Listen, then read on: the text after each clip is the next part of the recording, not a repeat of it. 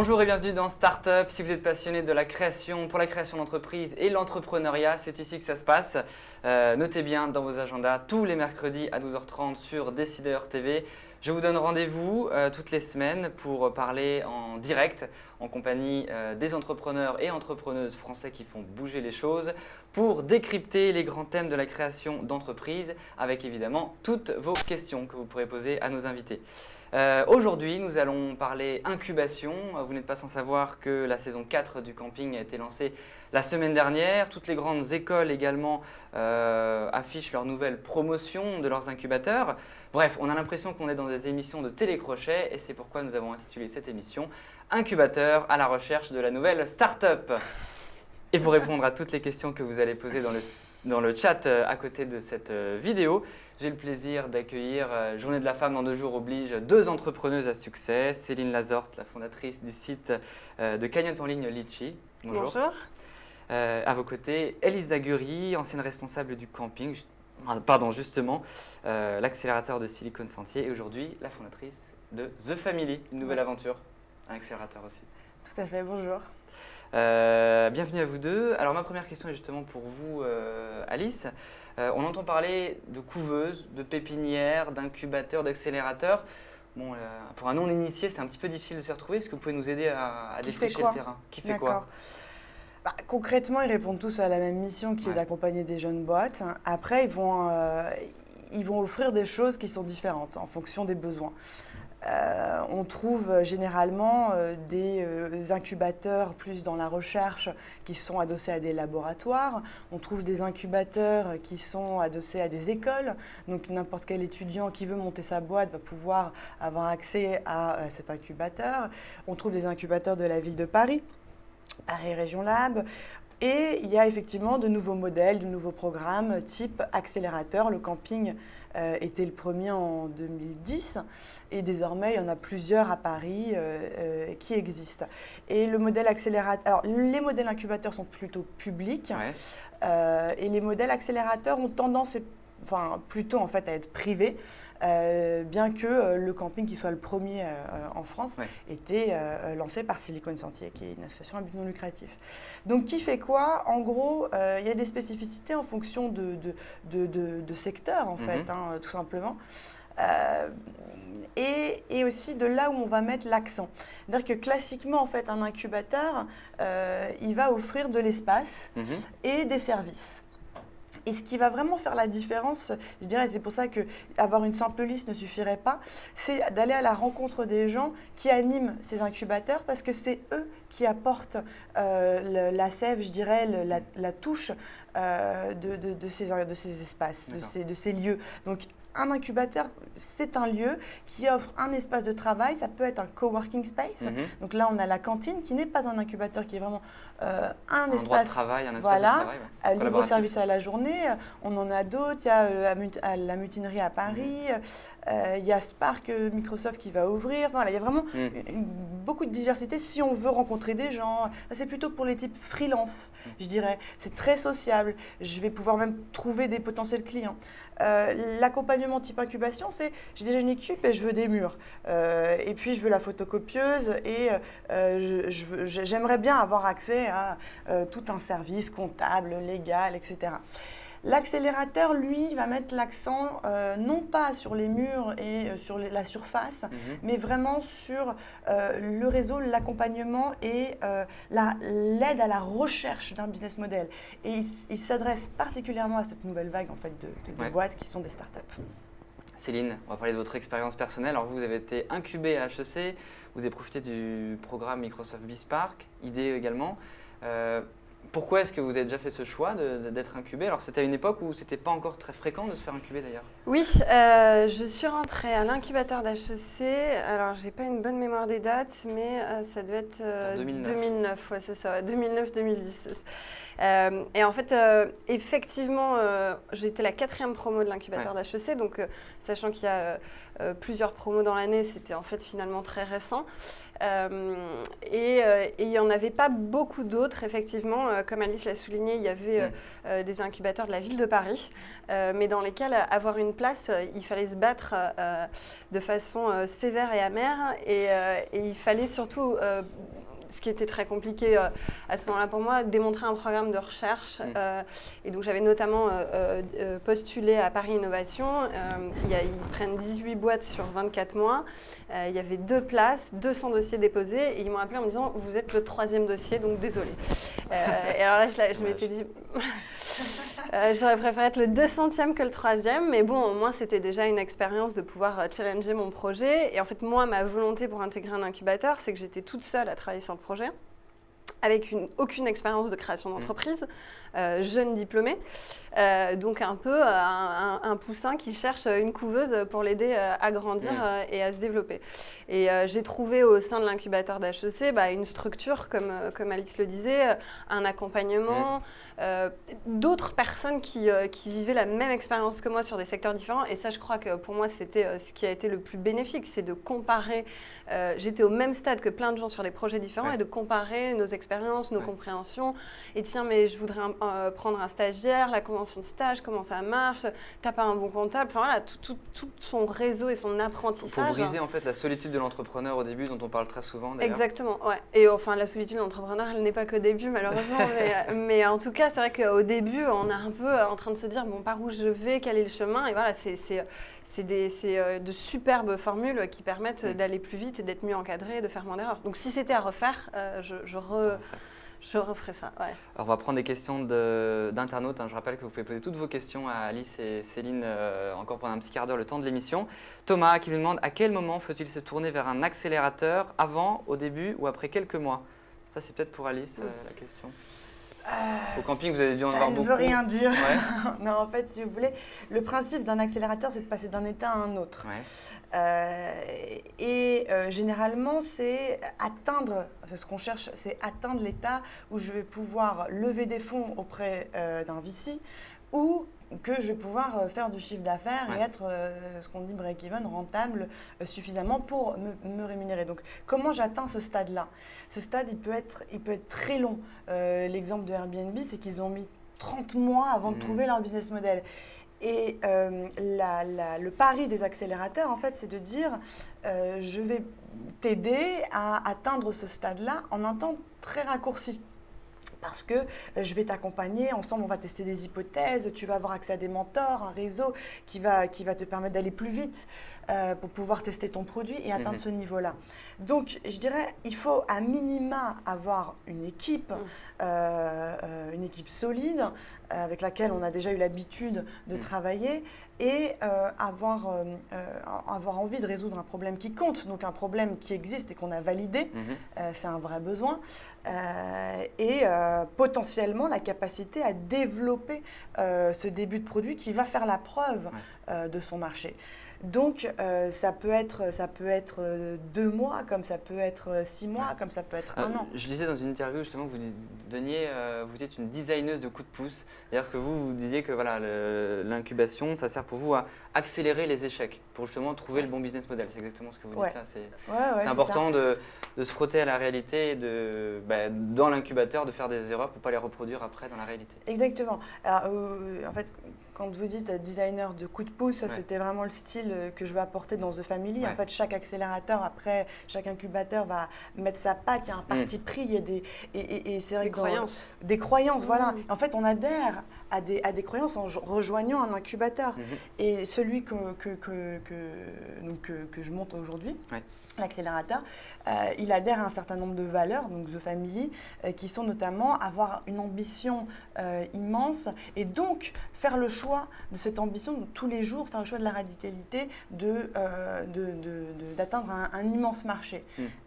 D'où pour ça il y a un vrai besoin, c'est de designer des coups de pouce, donc c'est notre métier, parce qu'aujourd'hui il y a encore des choses qui structurellement sont des freins à l'explosion des startups. Céline, si on reprend votre expérience, qu'est-ce que vous rappelez de cette expérience dans l'incubateur? Quel échec vers quelle piste par exemple est-ce que vous orientez et finalement vous avez changé dans l'incubateur? Est-ce que vous vous rappelez de certaines anecdotes ou étapes clés dans ce processus? C'est une bonne question. Moi, alors quand je suis rentrée à l'incubateur d'HEC, j'avais déjà levé un petit peu de fonds auprès de Business Angel, ce qui n'était pas le cas de tous mes camarades. Donc on travaillait beaucoup sur l'expérience client de Litchi qui était hyper importante parce que c'était un service complètement nouveau, j'avais pas de standard, il n'y avait pas aucun standard comme il peut y en avoir dans le e-commerce. Donc on a beaucoup travaillé sur l'expérience client et je crois que le fait de pouvoir faire participer ne serait-ce que mes camarades de promo de l'incubateur, ah tiens, qu'est-ce que tu entendrais là, qu'est-ce que tu comprends là, parce que ce qui est très difficile, et en fait c'est ce que tu résumes très bien, c'est qu'on n'a aucun recul sur son propre projet, c'est impossible. Autant on est capable en 2 secondes de voir quels sont les problèmes sur un autre projet parce qu'on est justement pas dans le quotidien. Quand on est dans le quotidien, c'est impossible, c'est très difficile de toujours se dire, ah, tiens, moi j'ai jamais entendu parler de Litchi, je vais aller sur le site et je vais me dire qu'est-ce qui va me convaincre de créer une cagnotte, comment je vais comprendre les avantages du produit, alors que Alice qui connaît pas le projet, elle va regarder, elle va me dire, ah tiens, ça j'ai pas tout à fait compris, ça il faudrait peut-être je le comprendrais mieux comme ça. Et voilà, un avis extérieur, ça c'est une super aide et effectivement ça faisait partie des choses que j'étais venue chercher. Ouais. Alice, The Family, c'est un peu ça justement, c'est entreprendre au collectif, non? C'est nouveau d'ailleurs dans la façon de procéder. Oui, c'est nouveau, c'est-à-dire qu'on veut innover dans la manière d'accompagner les boîtes et il y a 2 choses sur lesquelles on se concentre qui nous semblaient essentielles et où on pensait qu'on pouvait vraiment apporter une valeur ajoutée parce que l'écosystème à Paris aujourd'hui a bien rempli sa mission, notamment au niveau de l'espace. Il y a beaucoup d'espaces d'incubation, il y a des nouveaux accélérateurs qui se concentrent sur des choses importantes et on a vu qu'il y avait peut-être un manque à 2 niveaux, donc ce que nous on offre qui est ce qu'on appelle l'éducation d'un côté et les privilèges. Voilà, donc c'est ce que toute bonne famille donne en fait à ses enfants. Et en fait, l'éducation, très concrètement, c'est un programme qui se concentre sur des choses essentielles. Alors, ça se concrétise dans, je ne vais pas vous le faire, mais en gros, on a des rendez-vous avec le partenaire, on va se concentrer sur le produit, on va vraiment aller dans les métriques. Et l'objectif, c'est qu'on ressorte de ce rendez-vous avec le sentiment d'émulation et presque sa to-do list et qu'on n'ait plus qu'une chose à faire, c'est être sur le boulevard de l'exécution. Le jeudi, on respire un peu parce qu'on dîne avec un super type extraordinaire ou une nana d'ailleurs. Beaucoup de rencontres d'ailleurs. C'est des hommes. Pour pouvoir créer l'espace rêve, ce qu'on appelle sortir la tête de l'eau et s'identifier, se projeter. Et puis on fait des workshops le samedi. Alors ça c'est le programme. Et dans ce programme on distille de l'éducation, donc c'est des partis pris, c'est nos valeurs. Et par exemple une des choses qui est nécessaire, je pense, encore en France sur laquelle il faut vraiment qu'on insiste, donc il y a le collectif. Et ce collectif en fait c'est ce qu'on appelle le pay forward. C'est la mentalité de se dire je donne, j'aide mes pairs, j'aide ceux qui sont autour de moi, même si tout de suite aujourd'hui je ne sais pas ce que ça va m'apporter. Mais plus tard, ça m'apportera. Et ça, c'est fondamental pour créer, en fait, pour capitaliser sur les compétences du groupe, pour créer une émulation au sein de gens, comme tu disais, qui partagent le même quotidien. but. Ouais. Les mêmes buts aussi. Et les mêmes problèmes. Et c'est là où, en fait, on veut créer ce début de famille forte, en fait, soudée, la communauté. Oui, mais c'est vrai que, moi, ma promo de l'incubateur d'HEC, je les revois tous. C'est tous encore des super potes. Et c'est des gens avec qui je peux parler librement, avec qui je sais que je peux appeler si j'ai une question, un problème. Et il y a encore moins de 15 jours, on s'est fait un dîner ensemble, pour un peu faire le point 3 ans plus tard. Et c'est vrai que je comprends très bien ce côté communauté et familial que vous créez et qui, du coup, te portent et qui sont des gens sur qui tu peux compter, échanger et ça paye toujours. Cette mentalité, je pense même qu'elle expliquerait par exemple pourquoi on dit qu'en Israël, il y a énormément de startups qui se créent bien plus en Israël, juste en Israël qu'en France, voire dans toute l'Europe. Parce qu'il y a cette espèce de force de la communauté et comme pareil, j'avais un ami qui revenait d'un tour en Turquie où il a fait pas mal de visites d'incubateurs et d'accélérateurs. Il me disait mais je me dis, ils vont aller beaucoup plus vite, beaucoup plus loin que nous, parce qu'ils ont cette force de la communauté. Et je pense que c'est ça qu'il faut qu'on mette en place dans nos structures. Question encore d'un internaute, est-ce que c'est payant? Quel est le coût d'un incubateur pour la start-up en l'occurrence? Est-ce que c'est... Oui. Quelle est la rétribution? Heureusement que c'est payant, enfin, même si c'est un tout petit peu, mais parce qu'on doit s'investir aussi. Donc moi je crois qu'il y a peu de choses qui ont de la valeur si elles sont totalement gratuites. J'y serais allée une fois de temps en temps, je me serais... C'est combien là pour donner des chiffres un petit peu pour l'incubateur d'HEC, ça dépend de plein de critères, notamment si vous êtes issu de la grande école, du master, depuis combien d'années vous êtes diplômé, etc. Voilà. Mais ça reste raisonnable. Ça dépend. En fait, ça dépend. Au camping, on avait pris le parti de la gratuité. Je te rejoins dans l'idée qu'effectivement, ce qui est gratuit est difficilement valorisable du coup. C'était un parti pris.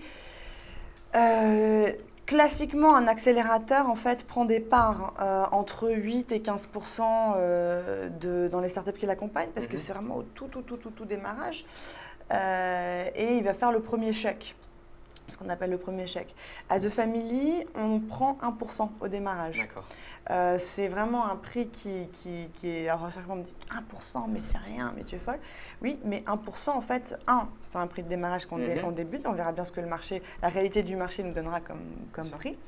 Et 2, c'est aussi parce qu'on est aligné avec nos ambitions. On veut véritablement créer, propulser des champions. Je pense que c'est ce à quoi doit servir un accélérateur. Donc, 1% d'un champion, moi, ça me va. Ouais. Question de Sarah. Combien de temps dure le temps d'incubation pour une start-up avant de devenir autonome? J'espère qu'elle est autonome de toute façon, qu'elle soit dans un incubateur ou pas. Après... Incubation HEC, c'était 6 mois, c'est 2 fois 6 mois. Moi, j'ai fait 2 fois 6 mois. On fait une période de 6 mois. Elle est renouvelable une fois. 90% des gens la renouvellent. Donc, c'est une période qui est plutôt longue versus les accélérateurs, je pense. Exactement. On est sur... L'accélérateur, le modèle classique, c'est 3 mois, 3 à 4 mois. Camping, c'est 6 mois. À The Family, on a décidé de complètement oublier cette idée de saison, de promo, d'entrée et de sortie. Parce qu'on ne veut pas s'empêcher en fait, de pouvoir faire rentrer au fil de l'eau des boîtes qui nous semblent hyper pertinentes. Et pour ne pas perdre, en fait, parce que ce qui est intéressant dans l'idée de batch, de saison, de promo, c'est le sentiment d'appartenance, c'est d'émulation par le groupe. Et pour ne pas perdre ça, en fait, ce qu'on fait, c'est qu'on dédie des temps hyper restreints à la rencontre entre les startups pendant des week-ends où on s'en va tous à la campagne, où on intègre les nouveaux et on célèbre ceux qui ont passé le cap, quoi. Une fois, question d'internaute encore, quelques minutes. Une fois la start-up autonome, y a-t-il un suivi? Combien de temps dure-t-il? Vous venez de le dire d'ailleurs, vous avez rencontré, encore déjeuné avec vos collègues de la promotion. Est-ce qu'il y a de la part des accompagnateurs un suivi Oui, bien sûr. Moi, en fait, la personne qui était en charge de l'incubateur d'HEC quand j'y étais, c'était Guillaume Berthollet, mais Émilie qui a repris le poste et fonctionne de la même manière. Donc moi, je revois régulièrement Guillaume, on échange encore sur le projet. C'est assez rigolo aussi d'avoir cette vision-là. C'est pareil avec les gens qui ont intervenu parce qu'au final, on a créé moi j'ai créé mon réseau, donc j'ai tissé des liens avec des gens que j'ai rencontrés. Et évidemment, avec les incubés, ça reste une histoire forte. D'accord, c'est marrant. En fait, c'est ça, l'incubateur, c'est entreprendre collectivement et d'être fort à plusieurs. Ouais, c'est ce qui fait la force en fait de ces différentes structures. C'est vraiment les boîtes qui y sont passées. Et on part du principe chez nous, à The Family, qu'une fois qu'on a passé le cap 1, c'est à vie. L'accompagnement. C'est-à-dire que quand ils le veulent, ils auront toujours accès, ils font vraiment partie de la famille. Une vraie famille en quelque sorte. Bon, très bien en tout cas. Merci pour toutes ces réponses aux questions des internautes. C'est une bonne continuation pour la suite de Litchi à l'international. À l'international, on part à la conquête de l'international. Bon courage, bon vent. Alice, The Family, longue vie aussi à The Family. La semaine prochaine, je recevrai Stéphanie Pellapra de Restopolitan. Nous parlerons de la notion de pivot, le changement de business model dans une start-up. C'est le cas pour beaucoup d'entre elles. Bon appétit, bonne journée et très bonne semaine.